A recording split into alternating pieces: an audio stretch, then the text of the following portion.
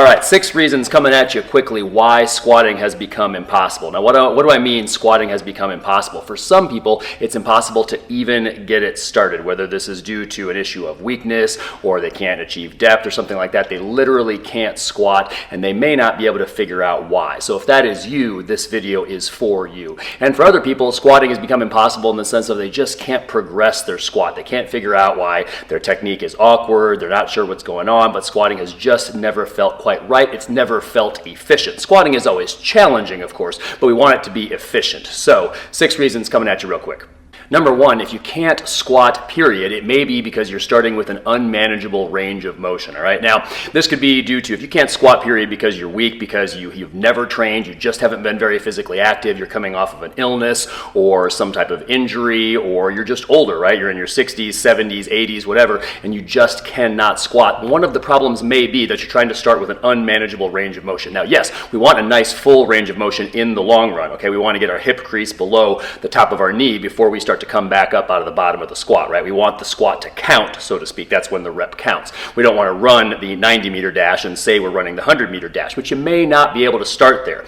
Now, in a perfect world, if you can't squat a full range of motion, and by the way, if you can't squat a full range of motion, it's not a flexibility issue. It is either a weakness issue or it is a technique issue, and right now we're addressing the issue of weakness, all right? In a perfect world, if it's due to weakness, then if you have a leg press, that is a real advantageous tool to have, and we'll link to a video below on how to use such a thing, all right? But if you don't have a leg press, a lot of times you don't have access to it, you've got to start with another way, so you're going to start by adjusting. Instead of starting with the leg press and adjusting the load over time, we're going to start with just you, because that's an unalterable load, right? That's one of the problems, that's one of the challenges of the squat, is that right away you have to start going down and up with your entire body weight.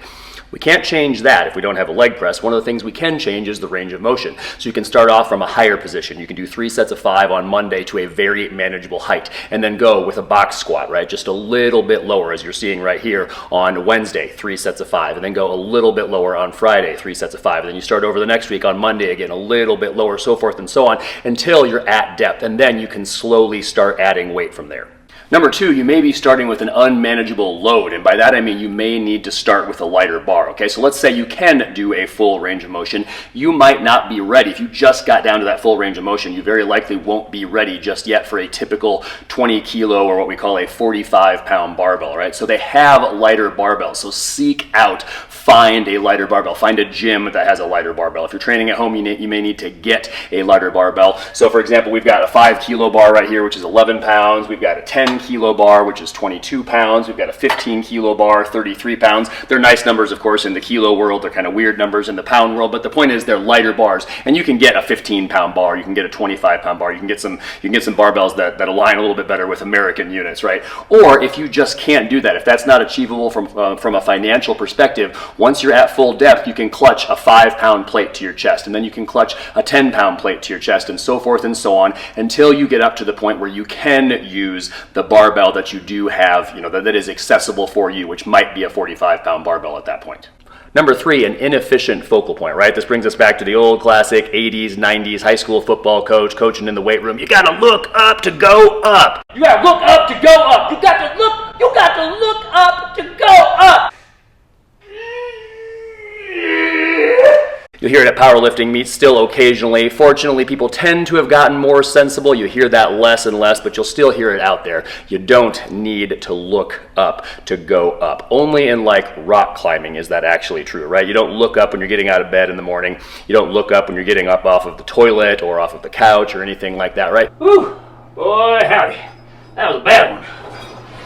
Oh man. Man, exhausting. You're not traveling anywhere. Your feet are not going anywhere. You don't need to look up to go up. So instead, let's choose a focal point that's going to reinforce what it is that we're trying to do. In a little bit, we're going to talk about the fact that we're going to reach back with our hips. We're going to point our chest at the floor. We're going to shove our knees apart. So to facilitate all of that, choose a focal point that's roughly 4 to 6 feet out in front of you on the floor. So it's going to reinforce what it is that you're trying to do, because if you lift your head as you're trying to look up at the ceiling, it tends to cause you to raise your chest too soon, makes for a weaker, less efficient squat. But also it gives you a nice, relatively close focal point, which is very useful for balance, and that's real important when squatting.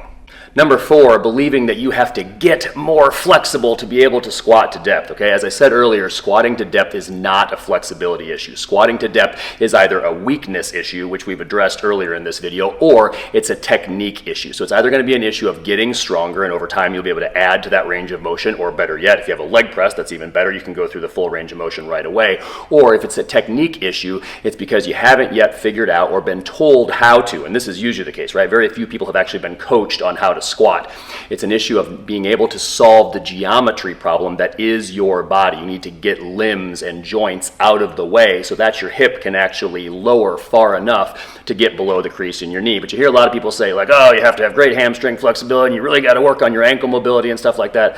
Man, we got people all the time that we start in their 50s, 60s, 70s, even 80s. None of them are like crazy flexible people that all can squat to depth, okay? So it's not, I promise you, it's not a flexibility issue. What you do need to do is you need to do 3 things. 1, you're going to reach backwards with your hips. Number 2, you're going to simultaneously point your chest down at the floor. You're going to purposely lean over. And then number 3, also simultaneously, you're going to shove your knees apart. Now when I say apart, they're really going to go forward and apart, but emphasis on the apart aspect of that, so you get your femurs out of the way so you can squat deep enough. Number 5, silly breathing. You'll still hear this. This tends to be more common back in the 80s and stuff like that, but this whole idea that you got to breathe in on the way down and you got to breathe out on the way up, okay? Nowhere in life when you try to do something that requires force production will you do this on your own. In other words, your body knows what to do on its own. It's only when somebody else has told you to do something silly, when you're trying to do something like a squat, that your brain starts to get in the way, all right? Think about how you act when you're trying to push something really hard that is stuck. Like a car that is stuck in a ditch or something along those lines. You do it correctly every single time. You take a big breath and you go, and you try to push on that thing really hard, all right? That's what you're doing, right? You're holding your breath on purpose. You're performing what is known as a Valsalva maneuver, and that is a very useful thing, okay? Useful thing for stability. So what you're going to do every time that you squat, you're going to take a big breath before you squat.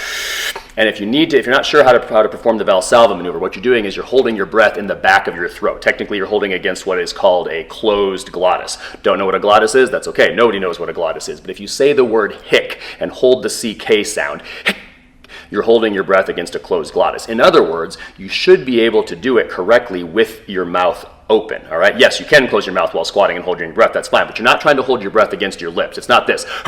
That's not a Valsalva maneuver. You want to hold it against a closed glottis. So if you're not sure if you're doing it correctly, just take a big breath in and say the word hic, and then hold that CK sound. And you're going to hold that breath all the way down, all the way back up. It is better for stability. It is better for force production. It is better for safety. It's the way you were meant to do it.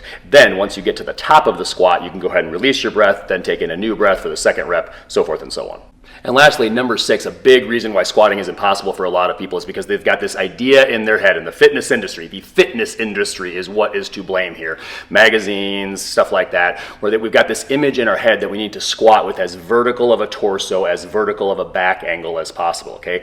Don't do that. It is going to be a much more efficient, a much stronger squat. In fact, you watch every squat in the world, and none of them are going to happen with a perfectly vertical torso. So if they're not going to happen with a perfectly vertical torso, let's just accept the fact right away that some amount of lean is possible, is acceptable. Now that we've accepted that, let's talk about what's actually an efficient amount of lean. And it turns out it's quite a bit. And anybody who's ever deadlifted before, you kind of know this in the back of your head, right? You are deadlifting with a very leaned over back angle, and most people, like 99% of the population, will deadlift more than they will squat. So your back certainly can tolerate that leaned over back angle. In fact, again, you're going to start at a very manageable weight on day 1 and add weight from there. But that leaned over back angle is how your back gets stronger, right? So people are saying like, don't lean over, your spine's going to explode, you're going to put too much stress on your back. Really, saying don't lean over, don't put stress on your back is like saying don't read, don't write, don't do math, you're going to put stress on your brain, okay? That's how the brain gets smarter. This is how your back gets stronger, is actually using the back. You were designed to lean over. Again, you're going to start off with a very manageable amount of weight, but look at the people in these videos, right? They've been training for a long long time. They're leaning over. This is how their back has gotten as strong as it has. And the key part is to start with a manageable weight. So you're purposely going to lean over because of a couple things. Number one, it helps you solve that geometry problem that I talked about earlier, so it makes it easier to achieve depth. Remember, as you lean over, you also have to reach back with your hips. That's a counterbalancing mechanism, right? The more the hips go back, the more you have to get leaned over. If you just reached back with your hips without leaning over, you'd fall over backwards. That's no good. If you just leaned over forward without reaching back with your hips,